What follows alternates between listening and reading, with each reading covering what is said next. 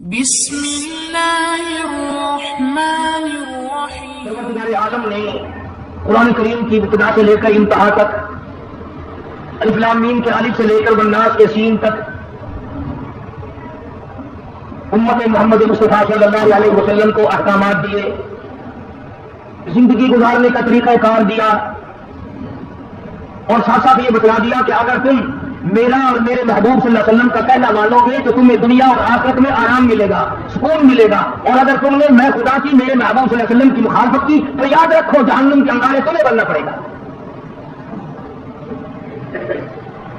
تو قرآن کریم میں نماز کا ذکر کیا بجا آتا ہے، اس کا ہم ذکر خیر اکثر کرتے رہتے ہیں۔ بنا کسی فصل کے ایک دوسرے فرض کا بھی ساتھ ساتھ ذکر آتا ہے، وَأَقِیمُوا الصَّلَاةَ وَآتُوا الزَّکَاةَ وَارْکَعُوا مَعَ الرَّاکعِینَ، نماز قائم کرو اور ادا کرو زکات۔ جیسے نماز فرض ہے اسی طریقے سے زکات فرض ہے، اور اس مہینے میں یہ مضمون ایک جمعے کو اس لیے ذکر کیا جاتا ہے تقریباً ہر سال 27 برس سے، کہ پنجاب اور بعض سندھ کے علاقوں میں، بلوچستان اور سرحد میں عموماً رجب کو مہینے کا لوگ زکات کا مہینہ سمجھتے ہیں۔ چنانچہ مان لو اگر کسی کو بھول جائے تو فقیر یاد دلاتے رہتے ہیں زکات کا مہینہ آ گیا زکات دو۔ تو میں بھی ہر سال مناسب سمجھتا ہوں کہ اس اہم فریضے کو یاد دلا دیا جائے۔ تو میں کر رہا تھا جس طرح نماز فرض ہے وہ معاف نہیں ہوتی، اسی طرح زکات بھی اسی طرح سے فرض ہے۔ جیسے اسلام کے رکن 5 ہیں، اسلام کی بنیاد 5 چیزوں پر قائم کی گئی، کلمہ طیبہ یعنی توحید و رسالت، نماز، زکات، روزہ، حج۔ تو گویا جیسے ہی نماز اسلام کا رکن ہے، اسلام کی بنیاد ہے، اسی طرح سے زکات بھی اسلام کی بنیاد ہے۔ اگر کوئی آدمی زکات کا، نماز کا انکار کرے کافر بن جاتا ہے، اسی طرح سے زکات کا انکار کرنے والا بھی کافر بن جاتا ہے۔ نماز ادا نہ کرنے والا فاسق و فاجر بن جاتا ہے، زکات نہ ادا کرنے والا بھی فاسق و فاجر بن جاتا ہے۔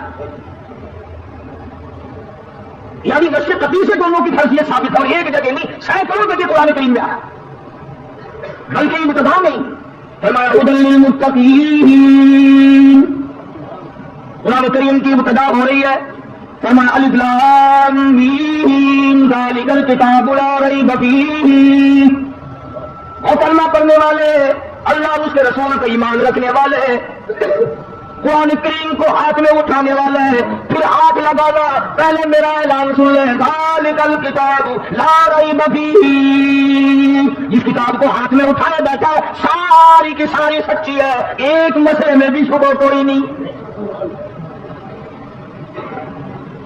اللہ کا کلام خود اپنی صفائی پہلے دی، پہلے مجھے تسلیم کر، اللہ کا کلام تسلیم کر، خداوند کریم کا کلام تسلیم کر، آسمانی کلام تسلیم کر، عرش عظیم سے آئی ہوئی کتاب تسلیم کر، ساری چیزیں پھر تیری سمجھ میں آئیں گی۔ ذالک الکتاب، یہ کتاب جو تیرے ہاتھ میں ہے، جو تیرے مدرسے میں ہے، جو تیری مسجد میں ہے، جو تیرے گھر میں رکھا ہے، لا ریب فیہ۔ تیرے اخبار کی بات میں شک ہو سکتا ہے، ریڈیو کی خبر میں شک ہو سکتا ہے، ٹی وی کی خبر میں شک ہو سکتا ہے، وزیر کے بیان میں شک ہو سکتا ہے، صدر کے اعلان میں شک ہو سکتا ہے، ساری برادری کی باتوں میں شک ہو سکتا ہے، فرمایا لا ریب فیہ، سارے جہان میں شک ہو سکتا ہے، میں خدا کے کلام میں کوئی شک نہیں۔ فرمایا ہاتھ بات کو لگانا، پہلے ایمان بنا، یقین بنا، اپنی طبیعت میں پختگی پیدا کر۔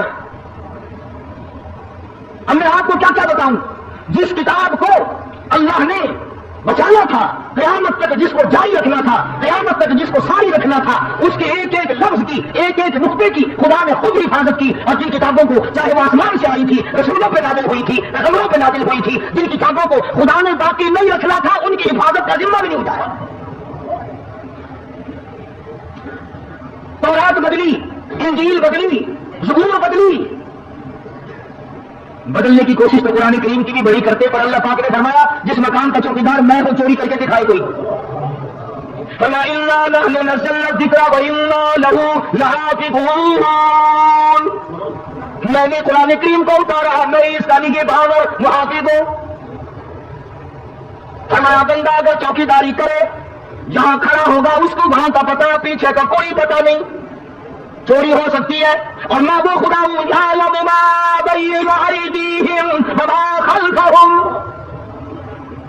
آگے کا مجھے پتا، پیچھے کا مجھے پتا، چوکیدار سو جائے گا چوری ہو جائے گی، وما لا تاخذہ سنۃ ولا نوم، میں کبھی سویا نہیں، مجھے اونگ نیند گھین کبھی آئی نہیں۔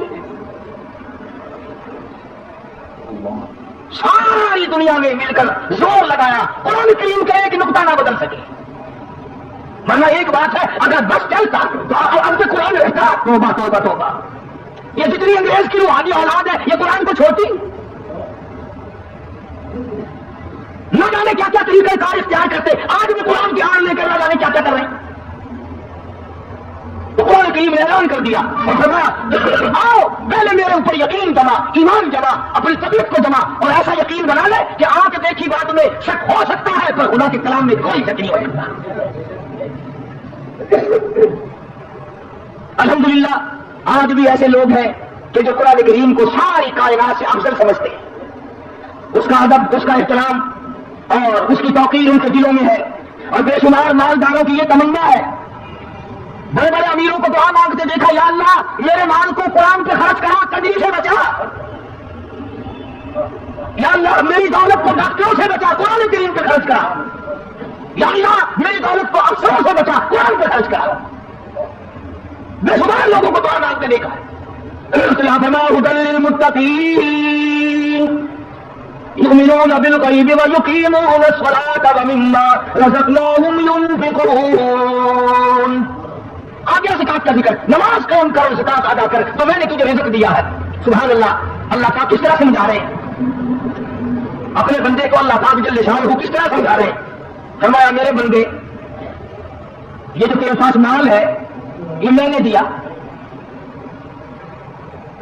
اگر یقین ہے کہ خدا نے دیا تو پھر خدا کے نام پر کچھ نہیں، فرمایا میں سارا نہیں مانگتا، 100 میں نے تجھے دیے ہیں، 97.5 تیرے، 2.5 میرے نام پہ لے آ۔ مجھے اگر کوئی آپس میں بیٹھ کر یہ بات کہے اور کسی کو کہے کہ بھائی فلاں فرم فلاں کمپنی میں 100 روپے تجھے منافع کے ملیں گے، کیا 2.5 روپے مجھے دے دے گا؟ کہا کہ نہیں میں تو آپ کو 50 دے دوں گا۔ لگا نہیں میں 2.5 مانگتا ہوں، 100 تجھے ملیں گے، مجھے 2.5 دے دینا۔ میں نے کہا قسم اٹھا لو، ضرور دے دوں گا۔ یہ حالت اللہ کی ہے، ہم بندے اللہ کے، مال اللہ کا، جان اللہ کی، مکان اللہ کے، دکان اللہ کی، زمین خدا کی، آسمان خدا کا، تمام نظام کائنات خدا کا، اگر وہ 100 دے کر 2.5 مانگ لے تو کیا کفر ہو گیا؟ مگر ہم بندے ہیں، ان 97.5 پہ تو نظر پڑتی نہیں، 2.5 پہ نظر پڑتی ہے، یار بوال آ گیا، کیا سادہ کرنا پڑ گیا؟ اس پہ نظر نہیں پڑتی ہماری۔ تو قرآن کریم نے للکار کیا وَأَقِیمُوا الصَّلَاةَ وَآتُوا الزَّکَاةَ وَارْكَعُوا مَعَ الرَّاکِعِینَ، نماز قائم کر، ادا کر زکات۔ اور جو میں نے آیتیں پڑھی ہیں ان کا شان نزول پہلے سن لیں کہ یہ آیتیں کس وقت نازل ہوئی، کس طرح نازل ہوئی، کس موقع پہ نازل ہوئی، کیوں نازل ہوئی، سارے قرآن کریم کا شان نزول ہے۔ حضور کریم صلی اللہ علیہ وسلم کی ذات اقدس ہے، صحابہ علماء کی جماعت ہے، احسان بڑا صحابہ کرام میں، اس سے بڑھ کر کیا احسان ہوگا صحابہ میں کہ ایک آدمی کو خبر ملی کہ میرا چچا زاد بھائی جنگ میں زخمی پڑا ہے، میدان جہاد میں زخمی پڑا ہے، کئی زخم ہے اور آخری وقت ہے اور پانی مانگتا ہے، پانی مانگ رہا ہے۔ وہ مشکیزہ لے کے دوڑا، میں اپنے بھائی کو جا کے پانی پلاؤں۔ اندازہ لگاؤ، اپنے کردار میں جھانکو، اپنا نام اعمال چیک کرو، اپنا مشن معائنہ کرو، اپنے ریکارڈ کو دیکھو اور صحابہ کرام کو بھی دیکھو کہ کالی کملی والے کے غلام کیسے لوگ تھے۔ یہ دوڑا گیا، تلاش کیا بھائی کو، آخری وقت ہے، یوں مشق میں سے گلاس میں پیالے میں لے کے پانی اس کی طرف بڑھایا جو زخمی تھا، اندازہ لگا موت کی پیاس ہے، آخری وقت ہے۔ برابر میں ایک اجنبی صحابی، دوسرا مسلمان صحابی زخمی پڑا ہے، اس نے پانی دیکھا، پیالہ دیکھا، مشکیزہ دیکھا، کہنے لگا اللہ اگر ایک گھونٹ صاحبہ مجھے بھی دے دے گا میں بھی اپنا الگ گیلا کر لوں گا۔ لایا اپنی تجداد بھائی کے لیے، دوڑ کے آ، پانی پلا گیا، اس کا آخری وقت تھا، کتنی شدت کی پیاس ہوگی، جب برابر والے نے آواز دی ایک گھونٹ مجھے بھی دینا، جس کا آخری وقت ہے، جس نے پانی مانگا ہے، جس کے لیے پانی آ، اشارہ کر کے کہتا میرا اللہ مالک ہے، اس کو پہلے پلا۔ وقت دیکھو کون سا ہی صحابی تھے، آخری وقت ہے، موت کی پیاس ہے، زخموں نے چور چور کر رکھا ہے، پھر بھی اپنے آپ کو پیچھے کیا ہے، کہنے لگا اس برابر والے کو دے۔ اور توجہ ہو تو بات خدا کی قسم لکھ کے لے جاؤ، بال بچوں کو بھی سنایا کرو، حکایات صحابہ میں تمام یہ چیزیں موجود ہیں۔ جب اس کے پاس پانی کا پیالہ گیا، قریب تھا کہ وہ پیے، تیسرے آواز دی بھائی 2-4 گھونٹ اگر زائد ہو ہمیں دینا بھائی، اگر ایک آدھ گھونٹ زائد ہو تو مجھے دینا، میں بھی حلق گیلا کر لوں گا۔ اس دوسرے نے بھی اشارہ کر دیا کہ میرا اللہ مالک ہے، اس کو پلا۔ جب اس تیسرے کے پاس پیالہ اور مشکیزہ گیا تو جاتے جاتے وہ دم توڑ چکا تھا، وہ جنت میں جا چکا تھا۔ واپسی میں ان دونوں پہلوں کو دیکھا، بھائی کو بھی دیکھا، دوسرے کو بھی دیکھا، ارے تینوں حوضے 200 روپے چلے گئے مگر پانی نہ پیا۔ کون اتنی ہمدردی دکھائے گا، کون ایسا اشار کرے گا، کون ایسی قربانی کرے گا؟ ارے ہم نے تو قسم کھا رکھی ہے آپس میں ایک دوسرے کا چمڑا اگیڑنے کی۔ پتہ نہیں ہم کس بنا کس طرح کے ہم مسلمان ہیں، کس نوع کے ہم مسلمان ہیں، کس طریقے کا ہمارا ایمان ہے کہ ہم نے قسم کھائی ہوئی ہے دوسرے کو دکھ دینے کی۔ اسی میں شیخ خطاب رحمۃ اللہ علیہ فرماتے ہیں خاطر کسر مرن جا اے پسر، خاطر کسر مرن جا اے پسر، بل خردی زخم بر جانا جگر۔ اور کسی کو نہ ستایا کر، کسی کو دکھ نہ دیا کر، کسی کو پریشان نہ کیا کر، کسی کی روزی پہ ہاتھ نہ مارا کر، ایسا نہ ہو کہ تجھ پہ تیر جل جائے۔ اللہ والے کی بات دلوں پہ لکھ کے لے جاؤ۔ شیخ خطاب فرید الدین رحمۃ اللہ علیہ ولی کہتا ہے قوت نیکی نداری بدمتن، قوت نیکی نداری بدمتن، بروجودش خود ستم بے حدمتن۔ اگر نیکیوں کی طاقت نہیں ہے تو بدیوں سے تو بعد آ جا، اپنے آپ کو کیوں جہنم کے لیے تیار کرنا ہے؟ میں نے عرض کیا تھا کہ جو آیتیں میں نے تلاوت کی ہے ان کا ایک خاص شان نزول ہے، صحابی ہے حضور اکرم صلی اللہ علیہ وسلم کا، غریب صحابی ہے، سال بھر نام لکھا مفسرین نے رضی اللہ عنہ۔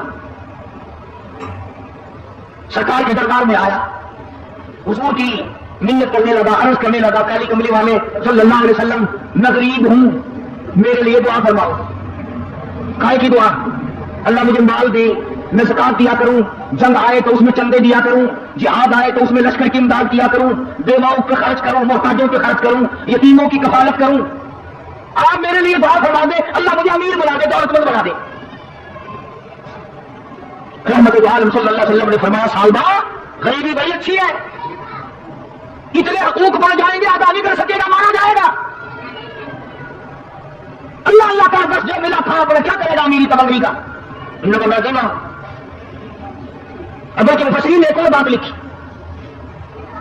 کہ پہلے اس حضور کی خدمت میں جب یہ آیا صلی اللہ علیہ وسلم تو آپ نے اس کو بتایا کہ تو یہ پڑھا کر سبحان اللہ الحمدللہ لا الہ الا اللہ واللہ اکبر ولا حول ولا قوت الا باللہ العلی العظیم، تجھے صدقہ کرنے کا سلام ملے گا، خیرات کا سلام ملتا رہے گا، غریبوں کی امداد کا یہ کلمہ پڑھنے سے سلام ملتا رہے گا۔